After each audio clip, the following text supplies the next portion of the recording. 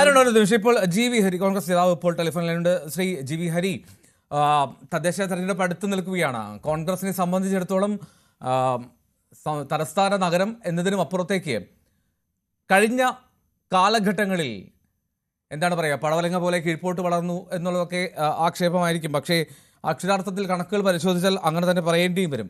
അതിനൊക്കെ ഒരു മാറ്റം കൊണ്ടുവരാൻ എന്തൊക്കെ പ്രവർത്തനങ്ങളാണ് ഇക്കുറി ശ്രമിക്കുന്നത്? ഞങ്ങളുടെ പ്രവർത്തനങ്ങൾ ശ്രീ കെ മുരളീധരൻ കേരളത്തിലെ തന്നെ ഏറ്റവും പ്രധാനപ്പെട്ട ഒരു നേതാവാണ്. അതിന് ചുക്കാൻ പിടിക്കുന്നത് നിങ്ങൾക്കറിയാവുന്നതാണ്.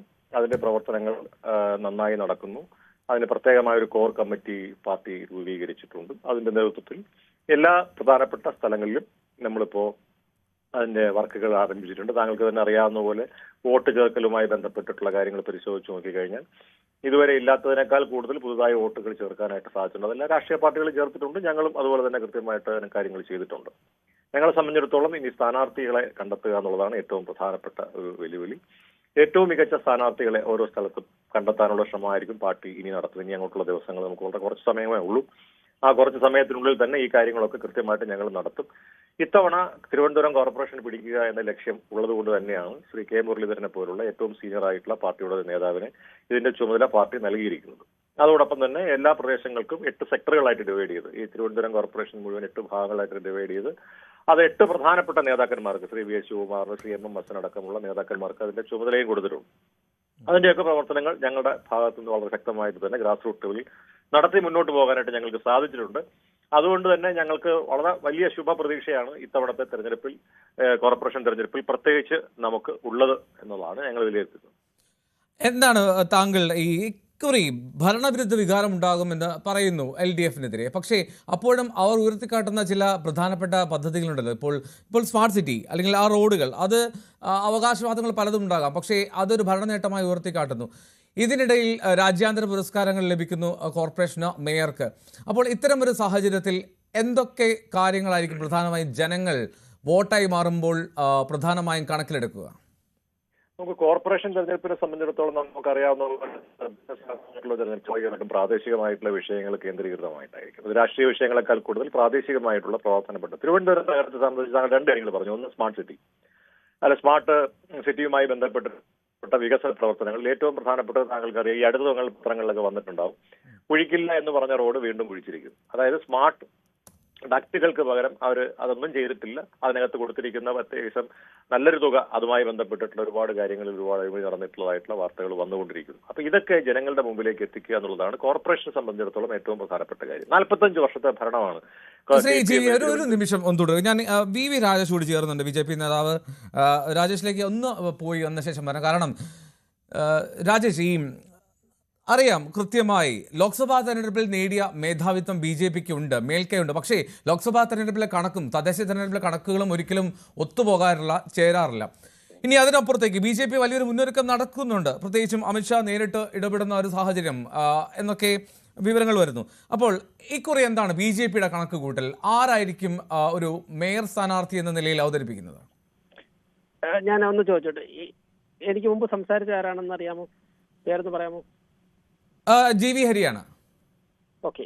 അതായത് ഇപ്പോൾ അനാവശ്യമായിട്ടുള്ള അവകാശവാദങ്ങളോ അല്ലെങ്കിൽ അത്തരത്തിലുള്ള അത്ഭുതം വിതർന്ന വാർത്തകളോ ഒന്നുമല്ല തിരുവനന്തപുരം നഗരത്തെക്കുറിച്ച് ചർച്ച ചെയ്യേണ്ടതും ജനങ്ങൾ പ്രതീക്ഷിക്കുന്നതും. അതായത് ഇപ്പോ കോർപ്പറേഷൻ പ്രതിപക്ഷം BJP ആണ്. ജനങ്ങൾ, തിരുവനന്തപുരത്തെ സാധാരണക്കാരായ ജനങ്ങൾ പ്രതീക്ഷിക്കുന്നത് അവരുടെ അടിസ്ഥാന പ്രശ്നങ്ങൾ, അതായത് ഇവിടെ ജീവിക്കുന്ന, തിരുവനന്തപുരത്തെ സ്നേഹിക്കുന്ന, ഇവിടെ എത്തുന്ന എല്ലാ പേർക്കും അടിയന്തരമായി പരിഹരിക്കണമെന്ന് അവർ ആഗ്രഹിക്കുന്ന ചില 2-3 പ്രശ്നങ്ങളുണ്ട്. അത് ഏതു തരത്തിൽ അഡ്രസ് ചെയ്യാൻ സാധിക്കും? ഇപ്പോ കോർപ്പറേഷൻ ഭരിക്കുന്ന CPM, നേരത്തെ ഹരി പറഞ്ഞതുപോലെ 45 വർഷം കൊണ്ട് അവർ ഭരിക്കുന്നുണ്ട്. കഴിഞ്ഞ 10 വർഷമായി സംസ്ഥാനവും അവരാണ് ഭരിക്കുന്നത്. അപ്പോൾ അവർക്ക് എല്ലാ സഹായവും കിട്ടിയിട്ടുണ്ട്. ഇപ്പൊ റോഡ് ഇറങ്ങിക്കഴിഞ്ഞാൽ, ഞാനിപ്പോ നിൽക്കുന്ന എടപ്പഴി ഭാഗത്താണ്. ഈ എടപ്പഴി മാർക്കറ്റിന്റെ കൂടെ ചവറ് കാരണം നിൽക്കാൻ നിവർത്തിയില്ല. ഇത് അമ്പലത്തിന്റെ അടുത്താണ് ഞാൻ നിൽക്കുന്നത്. അവിടെ നിന്ന് ഇത് കേൾക്കുകയാണ് ദീപാരാധനയുടെ. ഈ ഭാഗത്തൊക്കെ ചവറാണ്. തൊട്ടപ്പുറത്ത് പോയി കഴിഞ്ഞാൽ തെരുവ് നായ്ക്കൾ. അതോടൊപ്പം തന്നെ ഇപ്പോ ഒരു 10,000 കോടി രൂപ നമ്മുടെ തിരുവനന്തപുരം നഗരത്തിൽ ചെലവാക്കിയിട്ട് വെള്ളക്കെട്ട് പരിഹരിക്കാൻ വേണ്ടി ഇതിൽ കോടികൾ ഒഴുക്കി. എന്നിട്ടും തമ്പാനൂർ കഴിഞ്ഞ ആഴ്ച മഴ പെയ്തപ്പോ 1 മണിക്കൂർ പെയ്തപ്പോ മുട്ടൊപ്പം അല്ല അരയ്ക്കൊപ്പം. ഇപ്പോ കഴക്കൂട്ടത്തുള്ള ഒരു ട്രാവൽസ് നടത്തുന്ന ഒരാൾ നേരിട്ട് പറഞ്ഞ 3.5 ലക്ഷം രൂപയായി എഞ്ചിനകത്ത് വെള്ളം കയറിയിട്ട്. ബസ് പോകുന്ന അതേ ഹൈറ്റിൽ ഈ ട്രാവലർ ഓടിച്ച് ഡ്രൈവർ അങ്ങ് പോയി. എഞ്ചിനകത്ത് വെള്ളം കയറി 3.5 ലക്ഷം രൂപയായി ഇപ്പൊ വർക്ക്ഷോപ്പിൽ കിടക്കുകയാണ്. അപ്പോ ഈ പ്രശ്നങ്ങൾ ആര് പരിഹരിക്കുമെന്നുള്ളതാണ് തിരുവനന്തപുരത്തെ ജനങ്ങൾ നോക്കുന്നത്, തിരുവനന്തപുരത്തെ സ്നേഹിക്കുന്നവർ നോക്കുന്നത്. നരേന്ദ്രമോദി ഗവൺമെന്റ് ഇപ്പൊ സ്മാർട്ട് സിറ്റി അങ്ങ് പറഞ്ഞല്ലോ, നരേന്ദ്രമോദി ഗവൺമെന്റ് ചെയ്യാൻ പറ്റുന്ന എല്ലാം ചെയ്തു. 1000 കോടി രൂപയാണ് അനുവദിച്ചത്, എല്ലാ സഹായവും ചെയ്തു. പക്ഷേ 45 വർഷം കൊണ്ട് മാലിന്യ പ്രശ്നം പരിഹരിക്കാൻ സാധിക്കാത്തവർ, ഇപ്പോ ഞാൻ നേരത്തെ പറഞ്ഞ നായയുടെ പ്രശ്നമായാലും വെള്ളപ്പൊക്കമായാലും പരിഹരിക്കാൻ സാധിക്കാത്ത ഒരു സംവിധാനത്തിന് ഇനിയും ഒരു 5 വർഷം കൂടി തലവെച്ചു കൊടുക്കാൻ തിരുവനന്തപുരത്തെ ജനങ്ങൾ, അതിപ്പോ കക്ഷി രാഷ്ട്രീയത്തിന് അതീതമായിട്ട് ജനങ്ങൾ നമ്മുടെ നഗരം നന്നാവണമെന്ന് ആഗ്രഹിക്കുന്നവർ ഏതു തരത്തിലാണ് ചിന്തിക്കുന്നത് നമുക്ക് തന്നെ ഊഹിക്കാം. പിന്നെ മറ്റൊന്ന് എനിക്ക് സൂചിപ്പിക്കാനുള്ളത്, നമ്മുടെ രാജ്യത്തെ എല്ലാ നഗരവും വളരെ പെട്ടെന്ന് മുന്നോട്ട് പോവുകയാണ്. ഇപ്പൊ ബാംഗ്ലൂർ ആയിക്കോട്ടെ, മൈസൂർ ആയിക്കോട്ടെ, ഇൻഡോർ ആയിക്കോട്ടെ, സൂററ്റ് ആയിക്കോട്ടെ, ചെന്നൈ ആയിക്കോട്ടെ, കൊൽക്കത്ത ആയിക്കോട്ടെ, ബാംഗ്ലൂർ ആയിക്കോട്ടെ, ദേശീയ തലത്തിൽ രാജ്യം വളരുന്നതനുസരിച്ച് മോസ്റ്റ് മോഡേൺ ടെക്നോളജി ഉപയോഗിച്ചുകൊണ്ട് അവരുടെ പ്രശ്നങ്ങളൊക്കെ പരിഹരിച്ച് അനന്തമായ സാധ്യതകൾ തേടി മുന്നോട്ട് പോവുകയാണ്. അപ്പോൾ നമ്മളിപ്പോഴും എന്താണ് ചെയ്യുന്നത്? നമ്മളിപ്പോഴും വേസ്റ്റ് എങ്ങനെയാണ് നിർമ്മാർജ്ജനം ചെയ്യുന്നതെന്ന് വെച്ചാൽ നമ്മുടെ കോർപ്പറേഷൻ മേയറും ഭരണാധികാരികളും പറയും നമ്മൾ തൊട്ടപ്പുറത്തുള്ള പന്നിക്ക് കൊടുക്കുമെന്ന് പറയും. അങ്ങനെയല്ലേ പറയുന്നത്?